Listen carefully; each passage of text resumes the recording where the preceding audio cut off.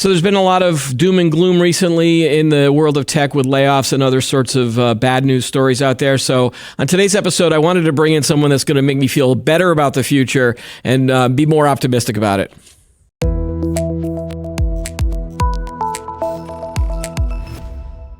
Hi, everybody. I'm Keith Shaw, host of Today in Tech. And on today's show, we are going to be more optimistic and happy. And that's why I'm wearing the Red Sox hoodie, because, you know, being a Red Sox fan, it's always about optimism. And then eventually it turns into pessimism. But my guest today is going to make me feel a lot better about the world and technology and the future. And he is Justin Bean, author of the book What Could Go Right, which explores how people can ditch cynicism and envision an ideal world and be empowered by it. Justin, welcome to the show. Thanks for having me. Appreciate it. Yeah. So, you know, in addition to being an author, you're a consultant and you do a lot of other things to help tech companies kind of help envision this future where things could go better than what are going on. Correct? Yeah, that's right. I work with a lot of Fortune 500s and startups, mainly around sustainability and how we make this transition to a more sustainable economy, and helping them understand the business imperative, but also the business opportunity, and forging a roadmap towards that better future for them and being a part of the broader better future. Okay, so I'm going to hit you with the really hard, open-ended question right in the beginning. In general, do you feel like the world right now is in a good place or in a bad place? You don't have to pick one or the other. You can pick both. You know, what's your current mood of the world? Maybe in the last 4 to 5 years. Yeah, I think with many of these questions where it's either A or B, it's often C all the way through Z, right? There's a million perspectives there. But I think the world is in transition, and that can create challenges in some places, and some people are having a really rough time with it, understandably, and others are seeing the opportunity in that change.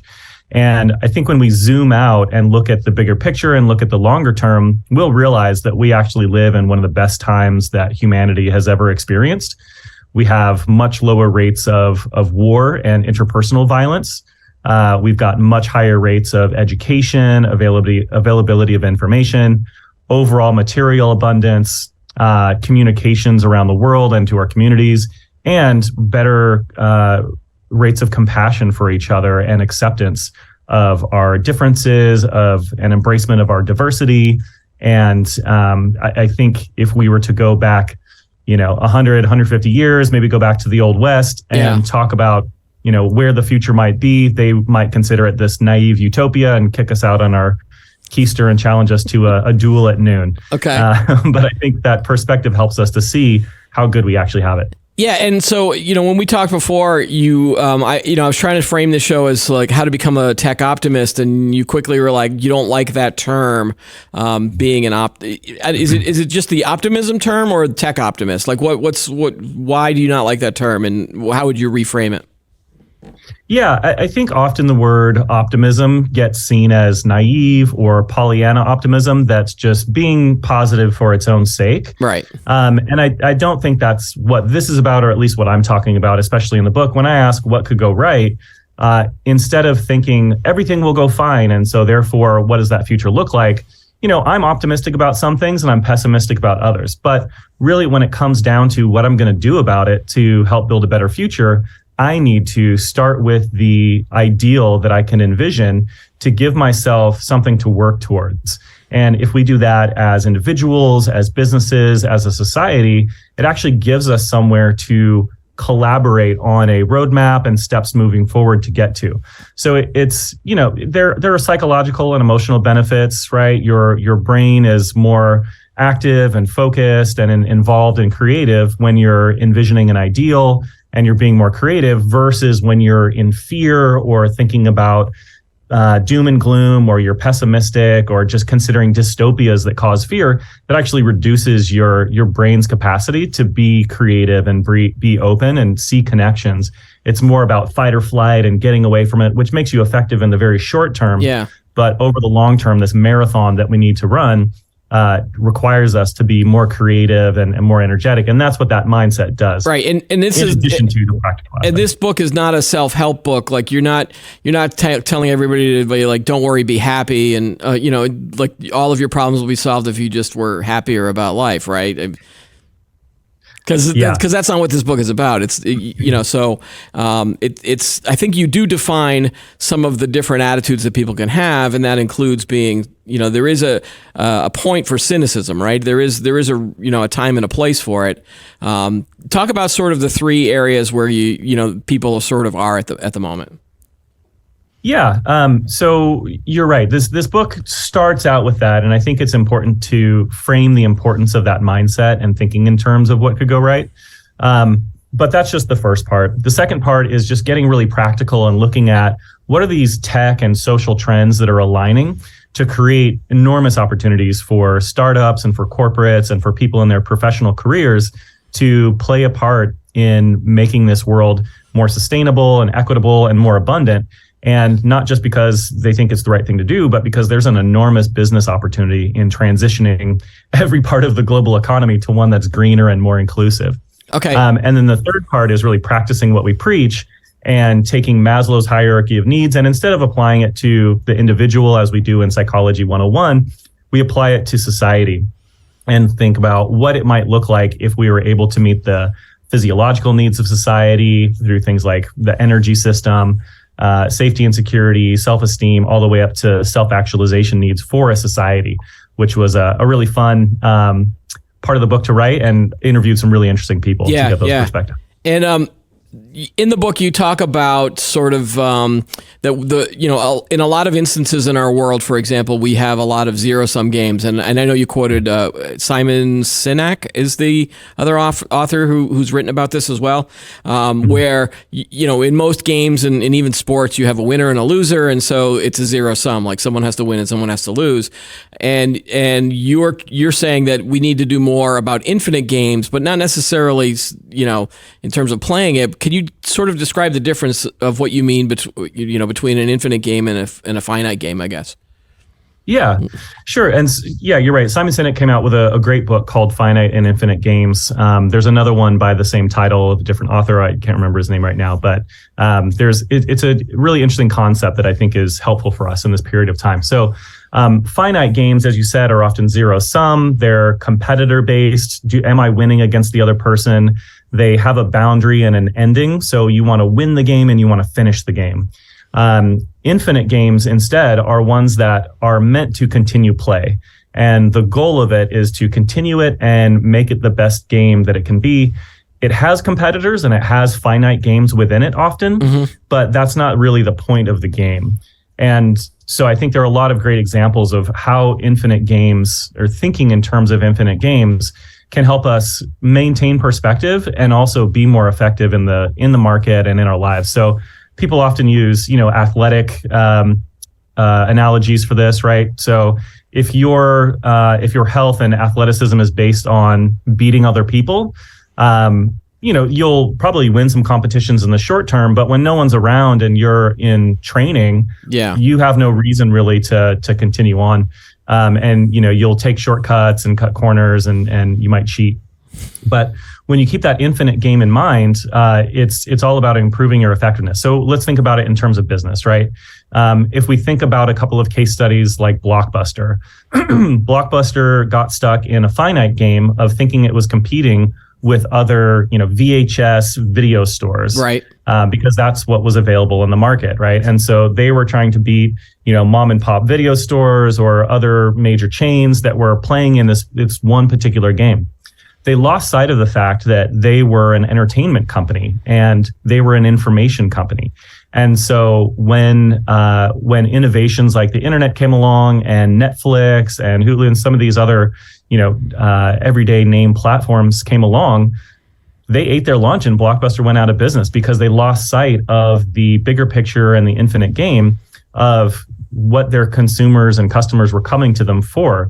Instead, they got trapped in, quarterly performance, in product performance of VHS, for example, and not thinking about where the world might be going and seeing the opportunities in that change. That's a great example. Do you have some examples of companies that have been able to kind of survive this and become more of an infinite game player in the world of business? Yeah, I think some of the titans that we see out there. So Google, Microsoft, I think is one that doesn't get enough credit.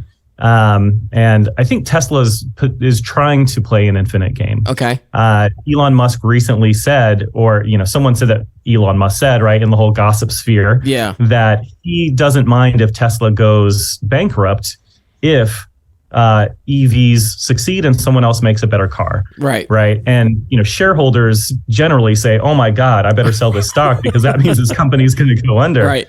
But I think what he meant by that, if I can interpret what he's saying, is he's playing more of this infinite game. So Tesla came out and radically changed the landscape for personal transportation. But that's not really what they're about. They're about electrifying the economy. And so they see opportunities in electrified robotics, in trucking, in all kinds of different areas that aren't just creating a one type of car. And then when you look at a Microsoft, they've been around forever, right? They, sold us the original Office suite. They've moved into a variety of different areas, and most recently with ChatGPT, and seeing the opportunity of artificial intelligence to assist people in creating more content and better content and funneling information, large amounts of information, and synthesizing it for us so that we can draw better conclusions and communicate better, which is more what they're there for, right? It's not completely about Word and PowerPoint and Excel, although those are great and standard tools. It's about helping us to communicate and collaborate in new ways. Well, even in between those two examples, they also then made a move to the cloud and provided cloud services and moved all of their applications to the cloud, even though it was potentially hurting their licensing business in terms of the software that was on the computer. So I guess Microsoft, and then of course they've got the Xbox, but that's a separate, I guess, division. There's all kinds of examples. Yeah, it's great. I think that companies that need to think about, that's the whole word of the pivot thing, right? If they see something, they can pivot their company to work towards that infinite game, correct? And it's the innovator's dilemma, right? Creative destruction, right? Of recognizing when your, cash cow or your, base product offering or suite is becoming commoditized, and now others can create something of similar value. How do you play into the future and leverage your strengths to innovate and create the next that provides more value, not just continue competing in the zero-sum game to beat others at the ability to create a Word text document. Yeah. Would it help if we had more sort of infinite games in the sort of the board game and entertainment space, where we did things like cooperative board games where the group of players work towards a common goal, and you could still have sort of competitions within that. What I think is a great example of that is Dungeons and Dragons. I don't know if you played that, but I mean, if you're a true geek, of course, you probably played. But it's like people. It's 4 people or 5 people sitting around a table, and there is a goal for us as players to sort of defeat the bad guy and win. But I'm in a group that the campaign's been going on for 2+ years, and it's mainly because we only play once a week. But it does feel like you're sort of working in a longer sort of thing rather than just roll the dice and whatever it is, you win or lose type of a thing. Yeah, I agree. I think there's an emergence of more games like this, right? There's classic games like Monopoly, and I think that's where our sort of traditional mindsets have been shaped. In the board is finite. Your job is to conquer everything, all property, build hotels, and beat the other person into submission. And the world requires us to think differently today. And so games like Dungeons and Dragons, and then I'll up the ante on the nerdiness scale here with a great game called Terraforming Mars. Oh, good. I'm glad you brought that up. Yeah. And so this is a very complicated game. Me and my girlfriend actually bought it for me for Christmas one year, and we spent a good 30-45 minutes just trying to understand how to play the game. And I think that's one of the challenges of some of these infinite games is they are more complex and require more context, and there's more nuance and more inputs and factors in the game. But this game is basically about settling Mars over multiple generations. And so you as a player are a corporation with certain strengths and certain access to resources, and your goal is to help terraform the planet as much as possible while competing for space. So there's still competitions, there are still finite games within it. Right. But if the planet of Mars in this game isn't able to be terraformed, meaning create enough green space, enough water, and create an actual living biosphere that everything depends on, then everything's dead and there's no reason to play the game anyway. Right. And the businesses won't survive.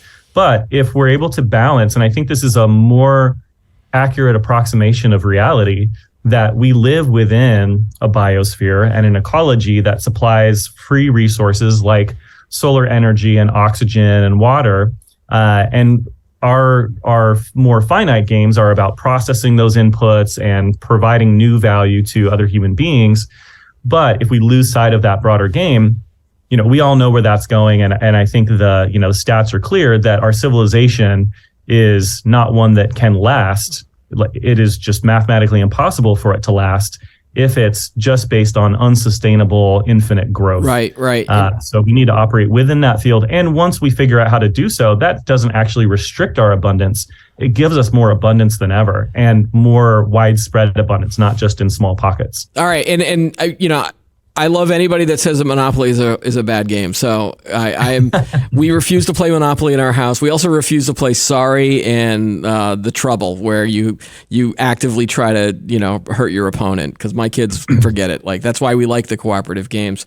I'm going to switch gears a little bit here and go back to sort of some of the causes for why there might be cynicism in the world and why people think that we're in a bad place rather than a good place.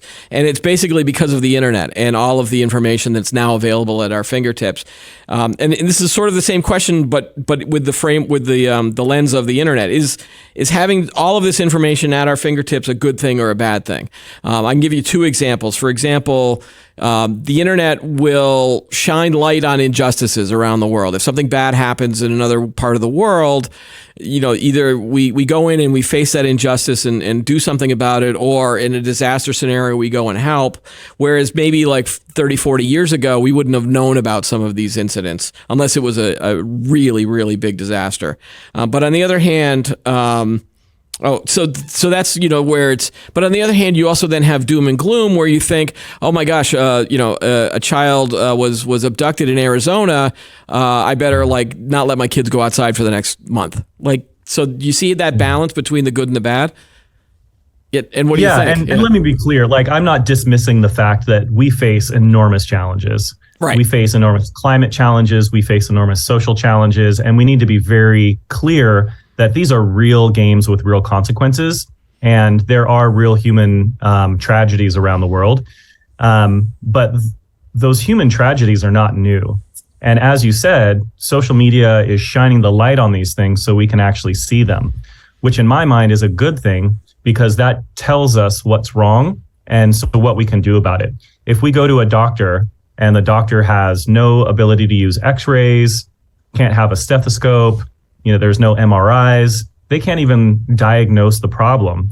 And so it's important for us to recognize that these are problems. I'm not saying we need to dismiss them, but the fact that we can see them more clearly and more widespread than ever before is a good thing to drive change towards something better. And so I think in the US, we've seen a massive wave of awareness about, from Black Lives Matter, for example, right, of the abuses that take place that African Americans experience at higher rates than people who look like us. Right. And that isn't anything new. That's something that's been going on for a very long time. And the fact that we can see it and we can empathize with people as other people that are experiencing this, it's not just a statistic, gets us more involved in solving the problem. And I think that's a really good thing.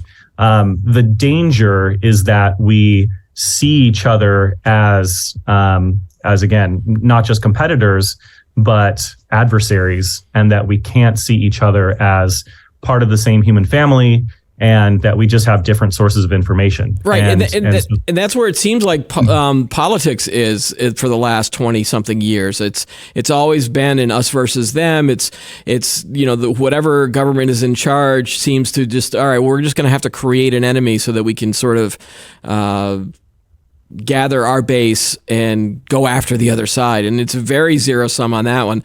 And I don't want to ask you right now, it's like, how are you going to solve that, Justin? Because I have no idea. And I just think that if people thought more about, listening to the other side and sort of agreeing to disagree rather than just getting on Twitter and going, you stink and you're awful and you're horrible and I'm going to cancel you and we should censor you. It's like, that's not the answer, because that's just going to divide us even more and more. How do we get back from where we are now, like so far apart, into something where we're at least having the same conversations?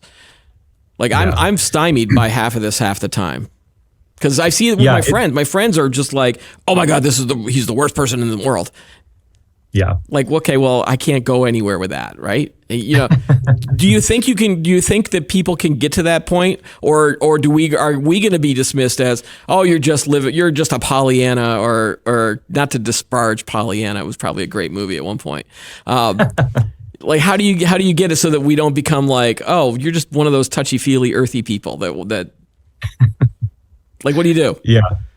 Yeah, I think it's a combination of things. And so, we've seen this, I think, an antiquated model of politics, which is us versus them. Mm-hmm. And people who are in power, in some cases, just don't know what else to do. They want to rally the base. They want to play by the old world games, not recognizing that there are better paths forward and that those games are actually destabilizing and leading to challenges. Add to that the fact that foreign actors and internal actors have gotten extremely sophisticated at disinformation. And what was initially a huge spread of new information from distributed reporters via the internet and blogs became a tool for disinformation and for destabilizing societies through that type of approach of division and conquering. So what do we do about it? And I think one thing we need to do is be aware of how that's played. And so there are sites like Ground News. I actually built a site called Spectrum Report that tries to break apart that information for us to process it better. So step one is processing. Uh-huh. So one thing is to break the echo chambers, look on both sides, and try to hear what information the other side is hearing so that you maybe not agree with what others are saying, but you understand how they got to the conclusions they got to. Right. One of the scariest things I heard, several years ago when all this started was it seems like these people are living in a different world. I have no idea what world they're living in. Right. And that to me says there was no access or there was no digestion of information from other sides. So that second thing to do is see what are the narratives underneath that information that's being pushed through those stories. Some of the stories that are pushed are actually true. They're just selective and they're trying to drive a narrative. And then the third part is fact checking those narratives and trying to figure out what's true and false about those narratives, not the particular stories. And then how much, so one of the things I built into this website was AI sentiment analysis to figure out how much emotion of different types are you ingesting through these stories. Mm-hmm. So how much outrage, how much joy, how much anger, sadness are you ingesting? And then you can see what your limbic resonance is with all these things, because you might just be ingesting, just like a sugar addiction, you're ingesting outrage so much that you're getting pumped to this point. And I think that's part of the problem. Yeah. So and the other part of the problem from the media side too is that, like, bad news sells. And that's been, around since before newspapers were even invented, or during the time of that. It's like you sell more newspapers if you have something like, man bites dog, or, a dog attack, rather than, hey, everything's great. Like, who's going to buy that newspaper, right? So nobody. It's been ingrained in our culture probably for at least 200 years, right? Yeah, so if not longer. Yeah, you've got the town criers and all of that. But I think another part of the solution, just to finish that thought, is not just the processing of information objectively, but in communication with each other, trying to see what the person is actually needing to say and wanting to say behind what they're saying. Okay. Right. So there's often a legitimate need or a legitimate question behind what they're saying, and trying to find what's true about what they're saying, and then reiterating that part of it and saying, okay, I hear what you're saying and I agree with this part of it. Right. Like, sure, we don't want the government to be a giant bloated mess that wastes our money and doesn't spend on anything meaningful. Let's all agree on that. And right. I think that's an easy. But we can't just stop there. We have to look at what the programs are that they're spending on and prioritize what's important, and then figure out if there is actually a lot of waste, and if so, where, and then actually get down to brass tacks about what it is we're actually talking about. And that creates a path forward for us to work together towards a common goal. And that's another reason we need that ideal, is that if we can agree on we want clean air. We don't want, chemicals spewing at children's face level in our streets and causing asthma, right? Child asthma is much higher in many cities, partially because of the fumes from cars and other vehicles. I think when we place it that way, and when we talk about energy independence, right, that we don't want to be dependent on foreign countries for energy, there are ways of looking at it that we want the same things. We're just being told that we actually live in different worlds and we want different things. So when we can break those barriers, then we can have a conversation about moving forward. All right, and let go of all the outrage. Okay, so we are a technology sort of podcast show. I want to bring in some technologies that you feel are valuable towards getting us to the better future. Talk about some of the techs that you like and that are not going to just sort of be overhyped and then they're going to go away. Do you want me to start you off, or you want to just? Sure. Yeah, go for it. All right. So obviously, artificial intelligence is one of the big ones that you talk about. You must be. You're pretty excited about kind of what's going on with ChatGPT, because it seems like a roller coaster. Like one week it's great, the other week it's awful. Like it's just going back and forth. What's your thought on sort of the new style of artificial intelligence, or do you see it as something different from what's currently going on? Yeah, I think it's really interesting, and all of these technologies are getting overhyped, right? There's the hype cycle that Gartner talks about. I think it's very true for any of this, right? Big data was overhyped, but it's actually extremely important in everything we do today. Analytics and all of that, which we all know. Artificial intelligence, I think, is a really interesting one, where we've had this sort of hype cycle about, AI is going to take over the world and it's going to enslave us and we're going to be in a Terminator scenario. Which is possible, but I don't think it's terribly probable. And when AI is the most effective is when it's in combination with human beings. And I think that's what's exciting about ChatGPT, is that it's bringing AI to the masses in a lot of ways. So in a lot of cases, artificial intelligence has been used either behind the scenes or in very specialized applications. For example, detecting lung cancer, or looking at cardio maps, right, to help doctors to find a disease and diagnose something, or for Google to understand what ads to serve up, right? And so it's helped them be more effective companies. With things like ChatGPT, we're now able, as anyone with an internet connection, to ask questions that allow an AI, or ask an AI to search the entirety of human knowledge, and not just to serve us up links and sources, but to give us a concise and thoughtful answer to a question, and also to help us generate content. So that will help, scientists to do more and better research and focus on doing the actual science, as opposed to all of that upfront work of data cleansing and data integration and all of that leads to the last 5% of making cool charts and graphs that actually, convey the information.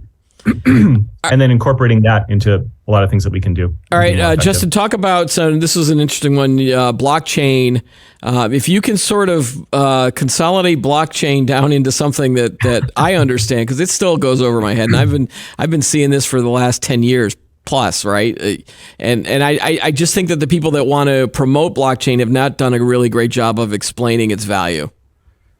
Yeah, I think this is similar to the internet, right? When the internet first came out, everybody was saying, AOL is the future, not realizing that the internet was what it was all about, right? And, I love engineers, but I think, a hype cycle that's led by engineers often sputters, right? Because it's not communicating to people about how they can actually leverage it and what value it brings to them. It's more about, well, it's a Web3 layer, or it uses this, this different protocol, or very technical terms, which it's all over all of our heads, right? Right.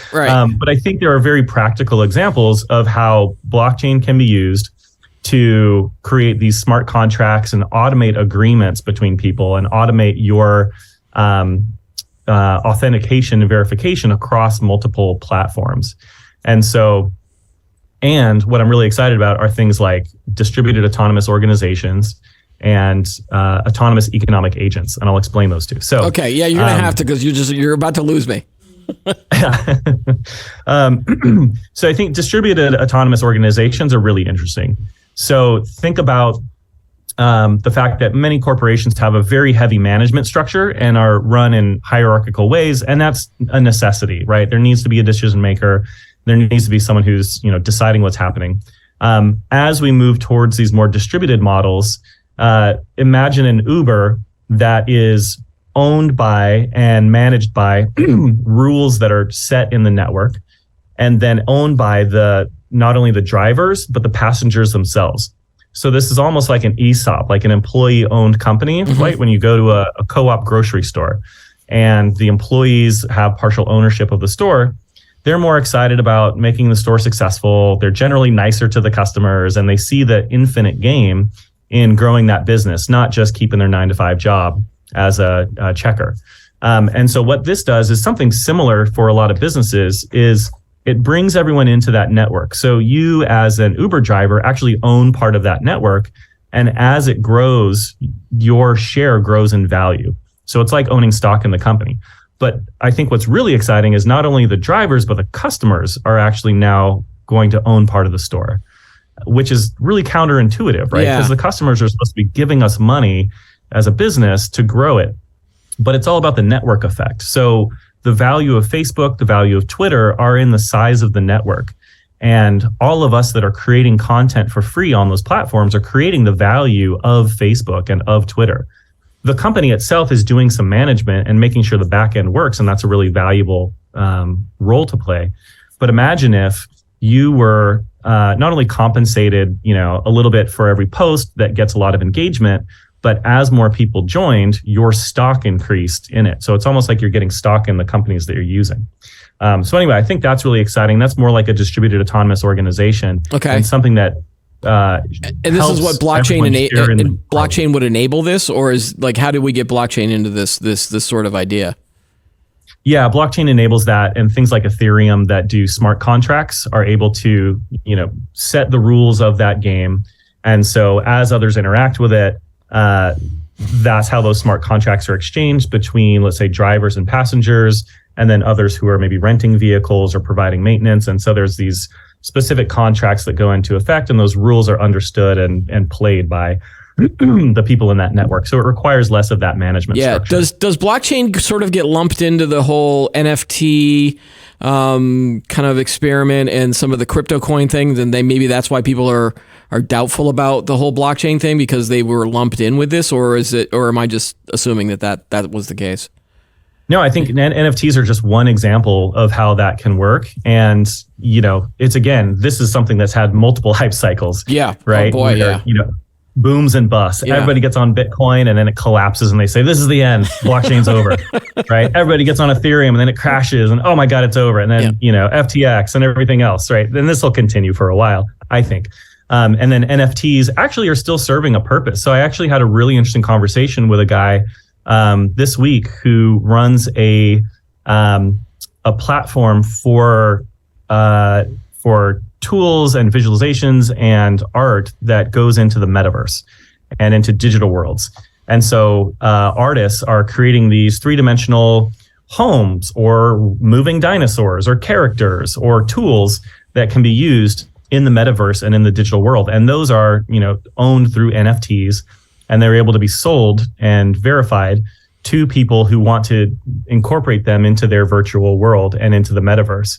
So I think that's, and then that metaverse runs off of coins like Mana or Matic or Ethereum as coins that you can exchange value to purchase things, and US dollars. Right. But as those grow in adoption, those networks of, Matic and Mana and Ethereum will grow in value. And so it's an interesting example of how we'll be using these in the future to, I've got my real world house and I've got my digital house, right? It's just like my Facebook profile. Yep. And then here's my LinkedIn profile. It's another platform, right? So we'll have the professional metaverse and we'll have the personal metaverse and, family metaverse, and all of those will have their own digital elements, which we'll buy and sell from each other and, create markets around. Yeah, I think you brought up metaverse, and that was another one I was going to ask you about. It feels like you're pro metaverse. I think part of the problem is that no one really's been able to define what they mean by metaverse. In one definition, it's AR and VR, and we're going to be all on a couch and just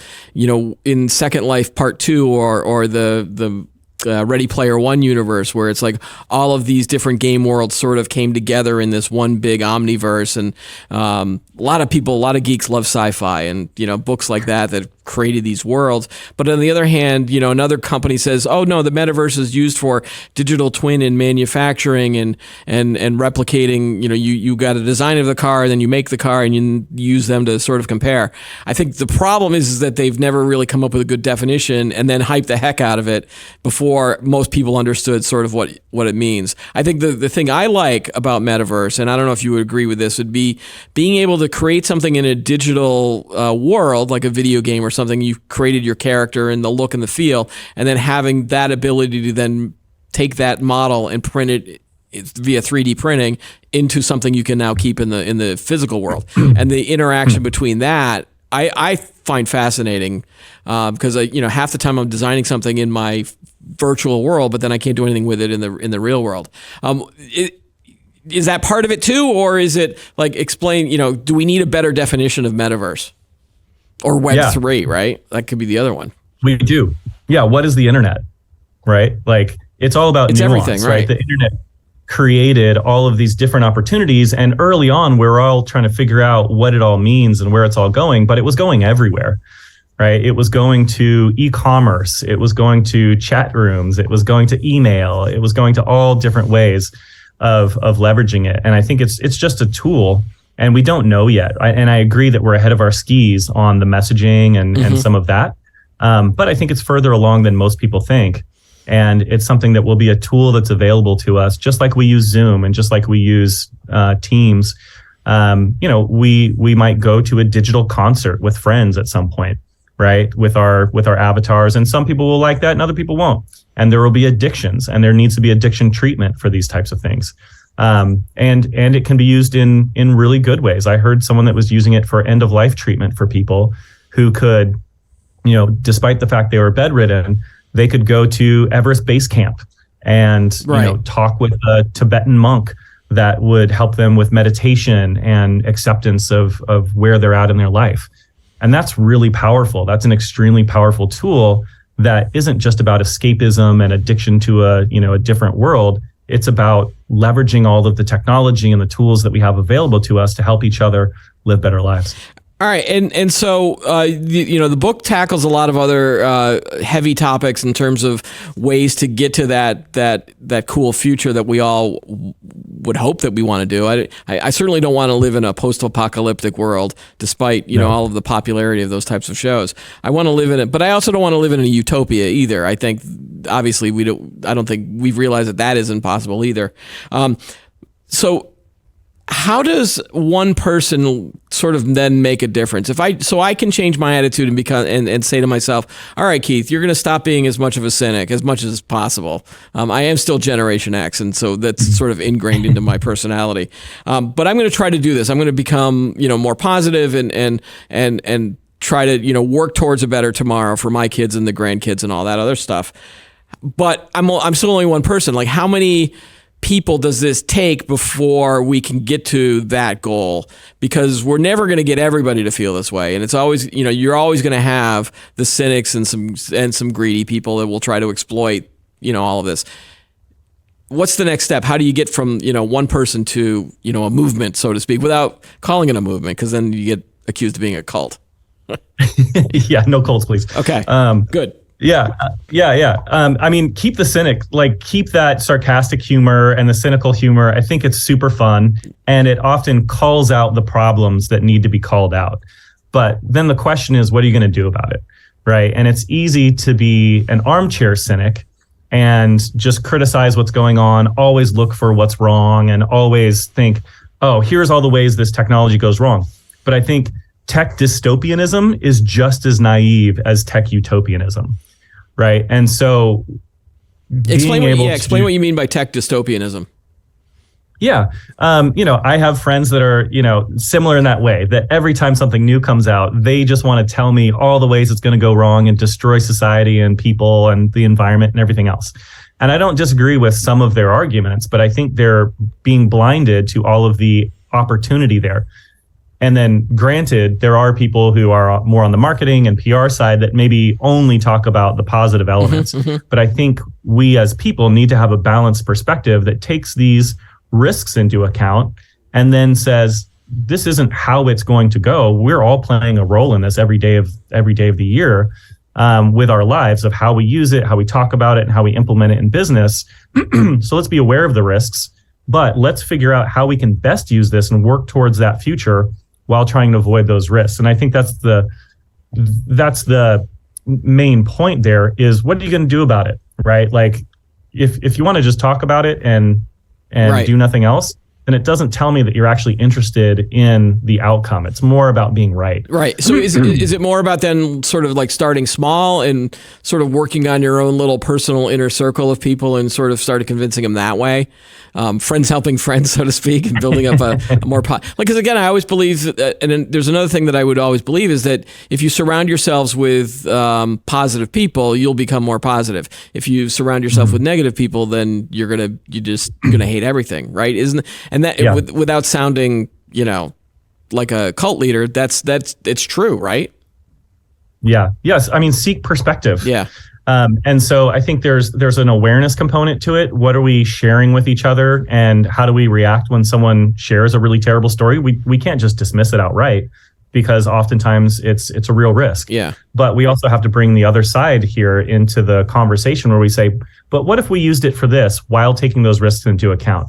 And then we can use it in our career. Like if it depends on what you do, right? So you're doing great work here, spreading awareness about all kinds of different topics and technology, and having a conversation around how technology can go right is a great action, right?